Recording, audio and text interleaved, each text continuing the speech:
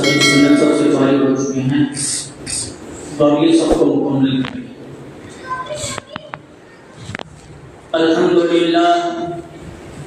لله نحمده ونستعينه ونستغفره ونؤمن به ونتوكل عليه ونعوذ بالله من شرور أنفسنا ومن سيئات أعمالنا، من يهد الله فلا مضل له ومن يضلله فلا هادي له، ونشهد أن لا إله إلا الله وحده لا شريك له، ونشهد أن سيدنا ومولانا محمدا عبده ورسوله صلى الله عليه وعلى آله وأصحابه وبارك وسلم تسليما كثيرا كثيرا. أما بعد فأعوذ بالله من الشيطان الرجيم.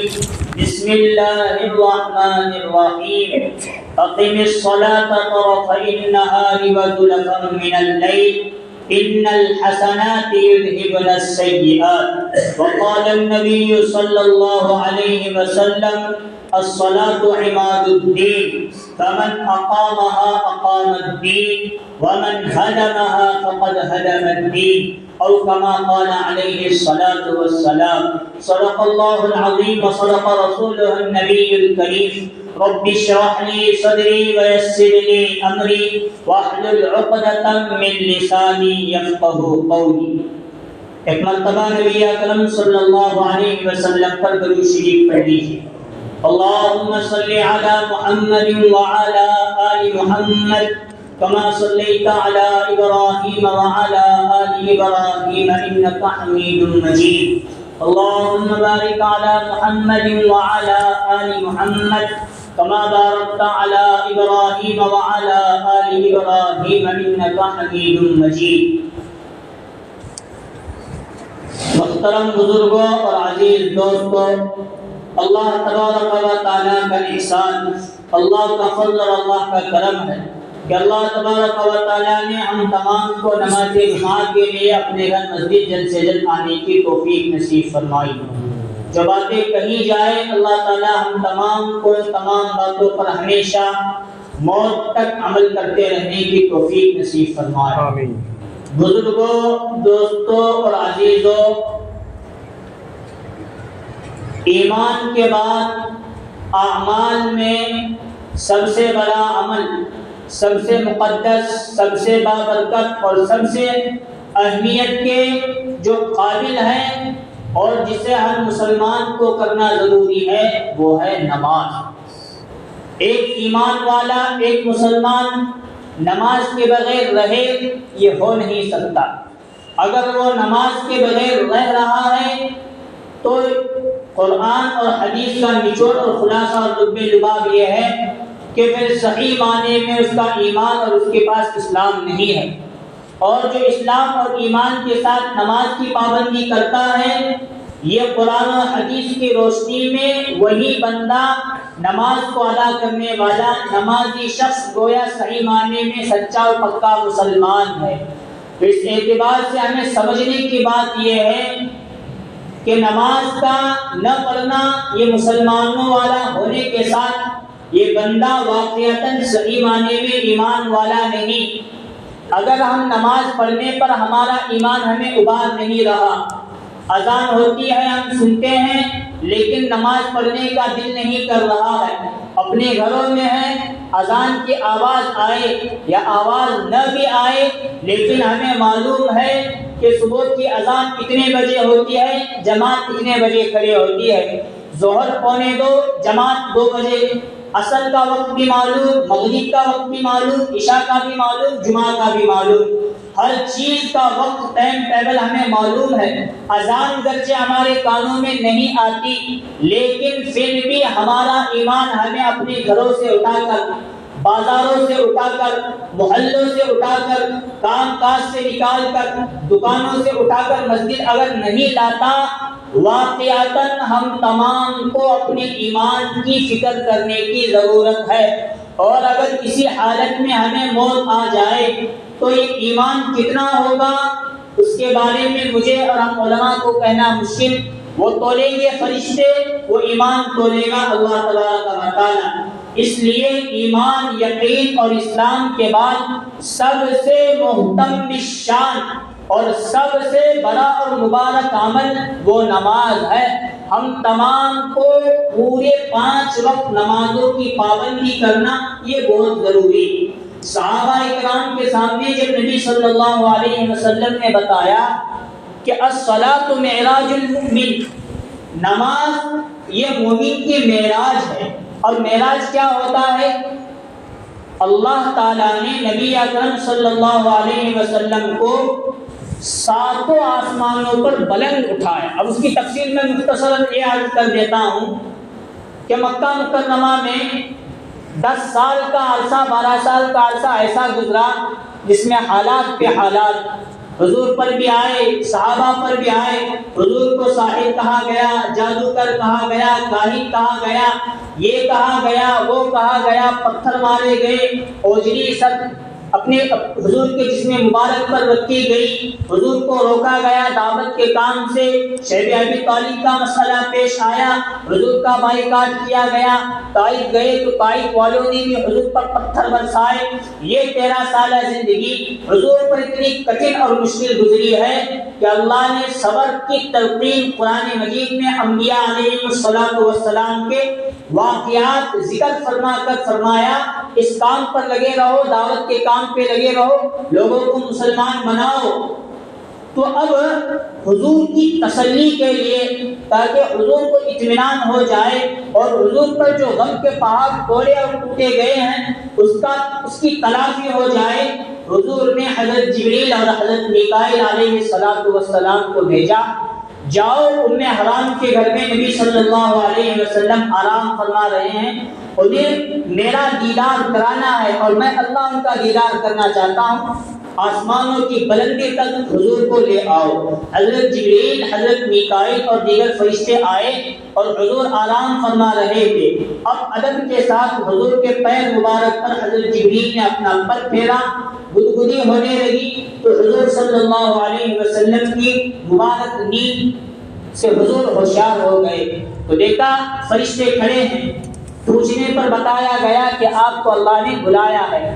براق کی سواری لائی گئی تھی، حرم کعبہ سے حضور کو لیا گیا اور سیدھا براق پر بٹھا کر مسجد اقصی تک پہنچایا گیا۔ کہاں ہے مسجد اقصی؟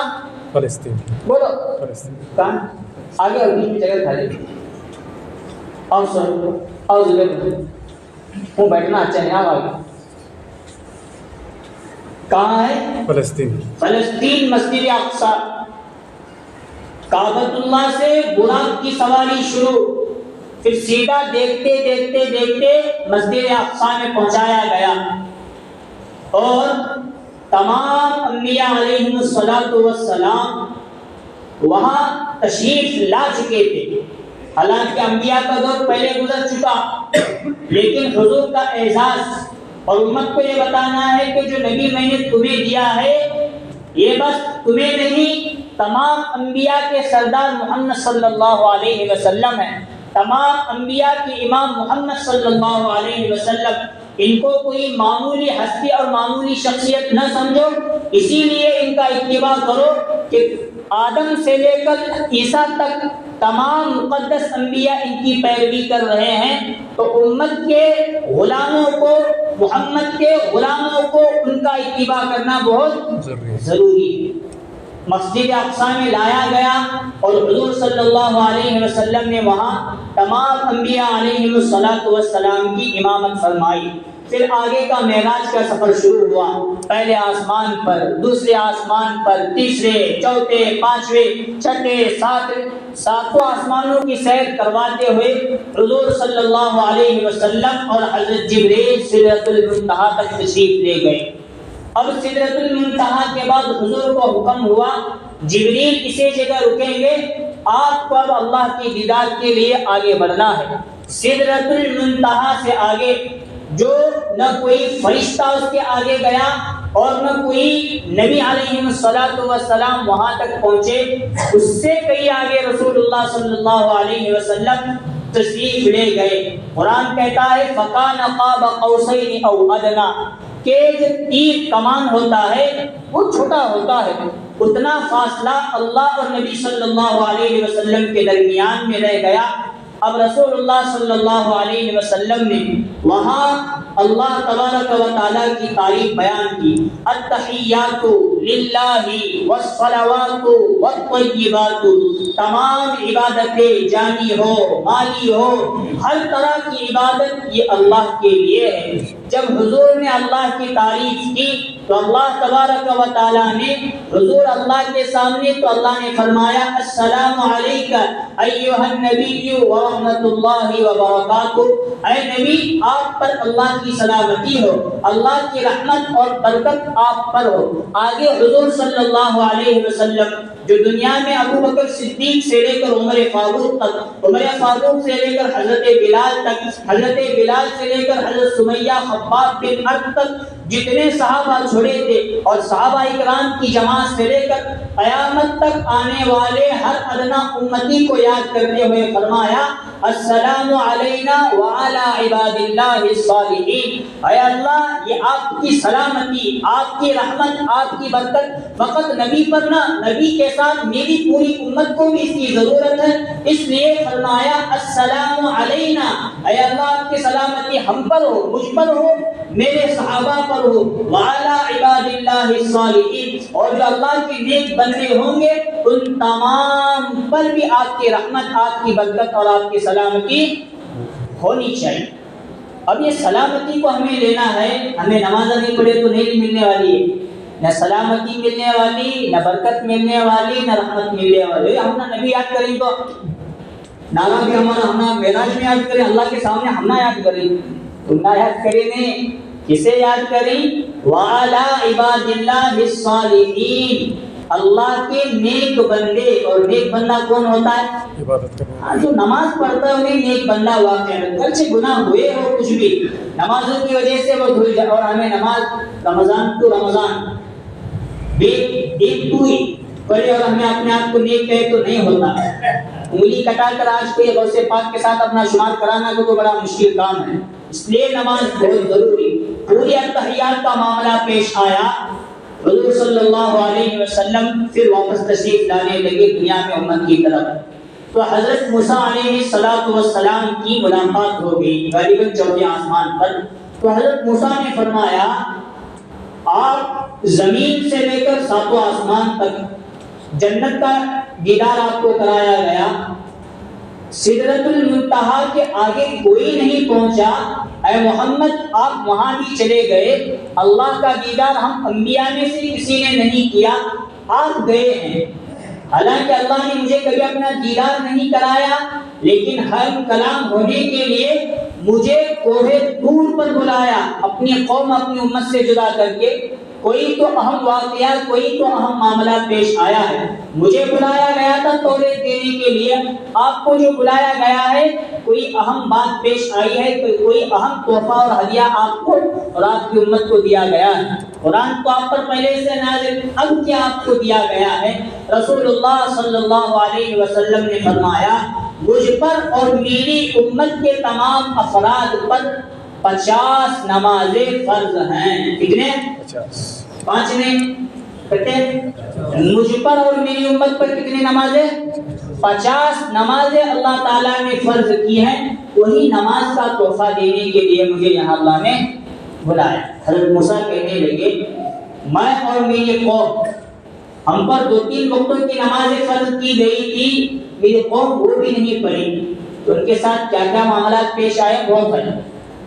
تو آپ کی امت تو ہمارے مقابلے میں عمریں کم، عبادتیں کم، طاقت کم، ہر چیز میں ہمارے مقابلے میں کم ہے۔ ہماری امت میری قوم نہیں پڑھی تو تمہاری امت کہاں سے پڑھنے والی؟ اس لیے ذرا جاؤ کچھ تو کم کرا کر لاؤ۔ علماء فرماتے ہیں پہلی مرتبہ حضور گئے، اللہ کے سامنے درخواست رکھی کہ کچھ کم کر دو، اللہ نے 5 نمازیں کم کی۔ پھر آئے، پھر حضرت موسیٰ نے وہی دہرایا 45 ابھی بھی نہیں پڑھ سکتی، اب جاؤ کم کرا کر لاؤ واپس۔ پھر گئے۔ اسی طرح اللہ اور حضرت موسیٰ کے درمیان حضور 9 مرتبہ آتے رہے اور جاتے رہے۔ کتنی مرتبہ؟ 9 مرتبہ۔ ہر آنے جانے میں ہر مرتبہ میں 5 نمازیں کم ہوتی چلی گئی۔ جب 5 باقی رہی تب بھی حضرت موسیٰ نے کہا، حضرت موسیٰ کا ہمیں شکریہ بجا لانا۔ ہر شخص اگر 2 رکعت نماز پڑھ کر ان کا ثواب پہنچائے تو بھی شکریہ کم ہے ان کا۔ پورا قرآن بھی پڑھ کر حضرت بخش حضرت موسیٰ کے نام پر کم ہے۔ 50 اگر 5 آمدہ نہیں ہو رہی 50 کا شکریہ حضرت موسیٰ کا شکریہ چاہے۔ ہم نا 5 اتنے بھائی ہو کو بیٹھے ہی سارے ہو بھائی ہو، صبح میں اٹھنے کا، ظہر میں کاما چھوڑ کو آنے کا، اصل میں جہاں کاما سے آتے رہتی بھی آنے کا، بھی مغرب میں اتنا جائے رہتی بھی آنے کا، عشاء میں بھی جائے رہتے بھی آنے کا۔ حالانکہ آتا پہنچے آنے والے کم بولنے والے زیادہ ہو کر بیٹھے۔ حضرت موسیٰ نے 5 کے وقت بھی فرمایا تھا جاؤ کم کرا کر لاؤ، 5 بھی شاید آپ کی امت۔ حضرت موسیٰ چوتھے آسمان پر بیٹھ کر تو بولے تھے اب کی امت 5 بھی نہیں پڑھنے والی اور ہمیں اسے کل کو بھی کریں۔ حضور نے فرمایا اللہ کا دستور یہ ہے میں 9 مرتبہ آتا رہا جاتا رہا، 5 ہر مرتبہ کم ہوتی رہی، اب گیا وہ بھی 5 چلے جائیں گی۔ اور اتنا لمبا چوڑا سفر کر کے جو مجھے یہاں بلایا گیا تھا، اتنا بڑا اعزاز مجھے دیا، پھر میرا بھی شمار دیگر انبیاء کے ساتھ ہو جائے گا۔ اس لیے اس سے پہلے اللہ نے 5 وقتوں کی نمازیں کسی پر فرض نہیں کی، وہ مجھ پر اور میری امت پر کافی رہے گی، میں اس کے آگے کچھ کم کرانا نہیں چاہتا۔ وہ جب اب باقی کتنے رہے 5 لے کر آئے، صحابہ اکرام کے درمیان سنایا، صحابہ اکرام اتنے خوش ہوئے کہ اب ہم سیدھا ڈائریکٹ اللہ تعالیٰ سے بات کر سکتے ہیں۔ اگر ہمارا کوئی بھی چھوٹا مسئلہ ہو یا بڑا مسئلہ ہو، حتیٰ کہ ہمارے چپل کا تسمہ یعنی انگوٹا بھی اگر ٹوٹا، ہم نماز پڑھ کے اسے بھی کر کے دکھایا۔ اللہ ان تمام صحابہ اکرام نے، کسی صحابی کا خچر مرا انہوں نے اس طرح کیا، کسی صحابیہ عورت کا بچہ مرا انہوں نے 2 رکعت نماز پڑھ کے اللہ کو راضی کیا، بچہ زندہ ہوا۔ وہ کارنامے صحابہ اکرام نے، تابعین نے، تبع تابعین نے، حتیٰ کہ اولیاء اکرام نے ہمیں کر کے دکھایا۔ اگر ہم اپنی نماز کو جاندار بنائے، جو مدد انبیاء کے ساتھ، صحابہ کے ساتھ، اولیاء کے ساتھ آئی، وہ نمازوں کی برکت سے ہمارے پاس بھی، ہمارے ساتھ بھی آ سکتی ہے۔ اس لیے نماز کو ہلکے میں نہیں لینا۔ نماز ہر مسلمان پر 5 وقتوں کی فرض ہے۔ فرض مطلب پڑھنا ضروری ضروری ضروری ضروری ضروری۔ ایک وقت کی پڑھا 4 کی چھوڑا نہیں، جمعہ پڑھا اور باقی ہفتے میں چھوڑا نہیں، عید پڑھا باقی چھوڑ دیا نہیں۔ پھر اسی لیے حدیث میں فرمایا حضور نے من ترک الصلاۃ متعمدا فقد کفر، جو شخص جان بوجھ کر ایک نماز چھوڑ دیتا ہے گویا اس نے کفر اختیار کیا۔ کیا کیا؟ وہ مسلمان اسلام سے نکل گیا اور اس نے کفر کو پسند کیا اور کفر کو اپنایا۔ آگے حضور فرماتے ہیں الصلاۃ عماد الدین فمن اقامها اقام الدین، نماز یہ دین کا ستون ہے، جس نے نماز کو قائم کیا اس نے دین کو قائم کیا۔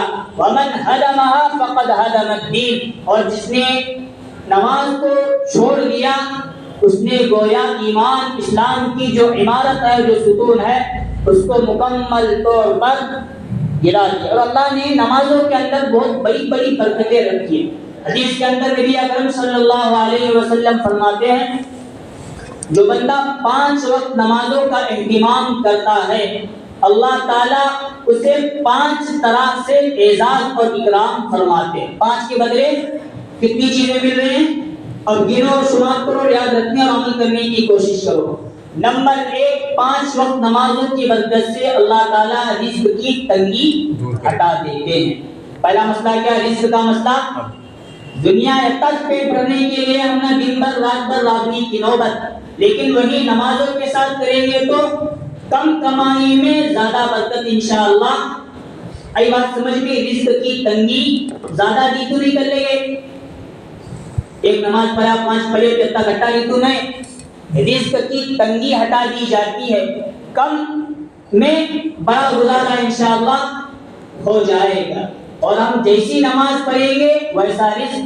اگر ہماری نماز ٹوٹی پھوٹی ہے تو رزق بھی ہم نہ آج جیسا ٹوٹا پھوٹا مل رہا ہے تو ایسا، اور اگر ہمیں اچھی نماز بنائے تو اچھا رزق۔ نمبر 2، قبر کا مسئلہ اللہ حل فرما دیتے ہیں، عذاب قبر سے حفاظت فرماتے ہیں۔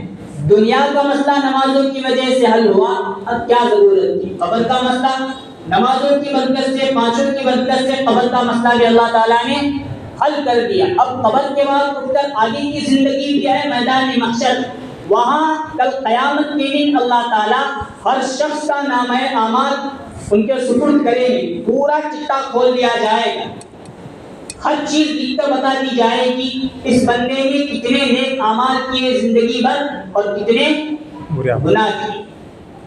اب نمازوں کی برکت سے وہ گناہ انشاءاللہ مٹا دیے جائیں گے، ختم کیے جائیں گے، اور جو نیک اعمال ہیں وہ پورا رجسٹر اور نامہ اعمال سیدھے ہاتھ میں دیا جائے گا۔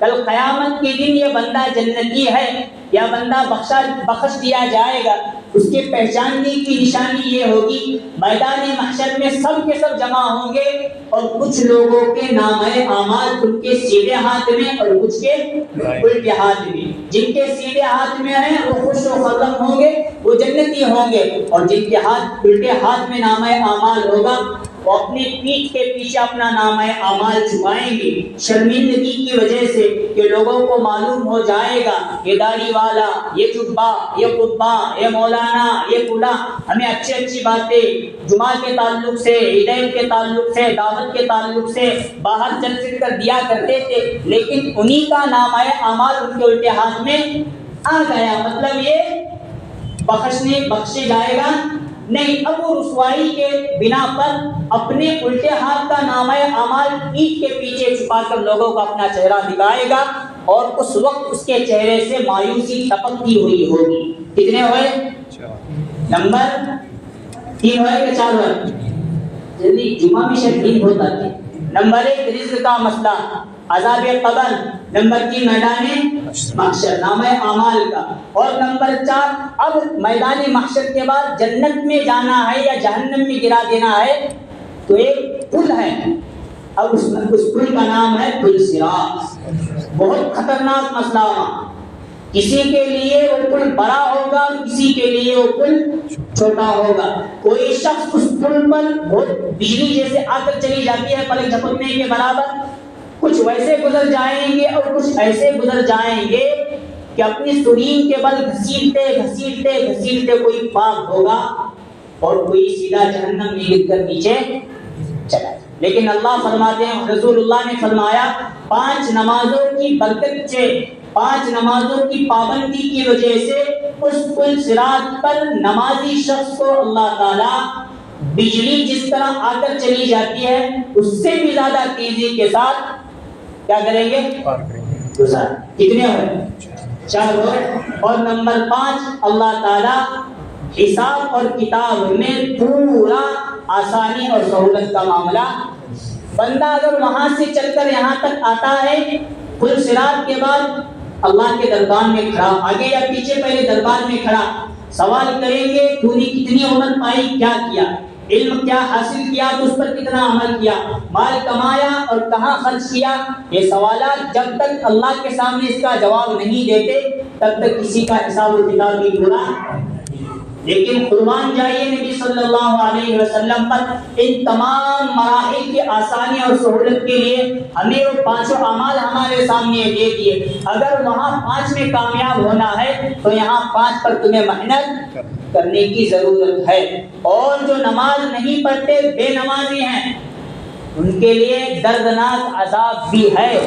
موت اتنی سختی کے ساتھ آتی ہے، اس وقت اگر اسے پورا 7 سمندر بھی نچوڑ کر پلا دیا جائے تو اس کی پیاس اور اس کی بھوک نہیں ہوتی۔ اور سکرات بے نمازی پر ایسا طاری ہو جاتا ہے، علماء نے اس کی تشریح اور اس کی مثال دیتے ہوئے فرمایا سکرات سمجھانا بڑا مشکل کام ہے، لیکن اگر سمجھنا چاہتے ہو تو اس طرح سمجھو کہ اگر کسی زندہ بکرے کے اوپر سے کھال نکال دی جائے، ابھی ذبح نہیں کیا گیا، زندہ ہے، پوری کی پوری کھال نکال دی جائے تو کس طرح اس کے جسم میں تکلیف ہوتی ہوگی. یا وہ چھوڑو، ہمیں اگر کہیں زخم لگے، چھال ہمارا جسم کے اوپر کا یہ بدن کا حصہ تھوڑا نکل جائے تو اس زخم کا ہمیں وہ چھال نکلنے کی وجہ سے جتنی تکلیف، تھوڑی معمولی کی میں بات کر رہا ہوں، پورے جسم سکرات کی طرح ہے، اس طرح سکرات کے وقت تکلیف ہوتی ہے. اور قبر کے اندر تو اور مسئلہ، قبر اتنی بے نمازی پر تنگ کر دی جاتی ہے کہ قبر دب جاتی ہے اور ایک دوسرے میں پسلیاں دبوچ کر رکھتی ہے، اور قبر میں آگ لگا دی جاتی ہے، اور قبر کے اندر بے نمازی کے لیے ایک اژدھا مسلط کر دیا جاتا ہے جس کی آواز بجلی کی کڑک کی طرح ہوتی ہے اور اس کی لمبائی 70 ہاتھ ہوتی ہے غالباً. اب وہ صبح سے لے کر ظہر تک، ظہر سے لے کر عصر تک، عصر سے لے کر مغرب تک، مغرب سے عشاء، پھر عشاء سے لے کر صبح تک مارتے چلا جاتا ہے اور کہتا ہے مجھے اللہ نے مسلط کیا ہے کچھ بے نمازی پر نماز کے چھوڑنے کی وجہ سے. اس لیے مسئلہ نماز کا بڑا اہم ہے. ہم مسلمان ہیں تو شکرانے کے طور پر بہت سارے اعمال میں، عبادات میں نماز ہمیں دی ہے. ہر مسلمان کو 5 وقت نمازوں کا اہتمام کرنا بہت ضروری. اللہ تعالیٰ سے دعا ہے اللہ تعالیٰ ہم تمام کو 5 وقتوں کی نمازوں کی پابندی کی توفیق نصیب فرمائے. آمین آمین. وآخر دعوانا الحمدللہ رب العالمین.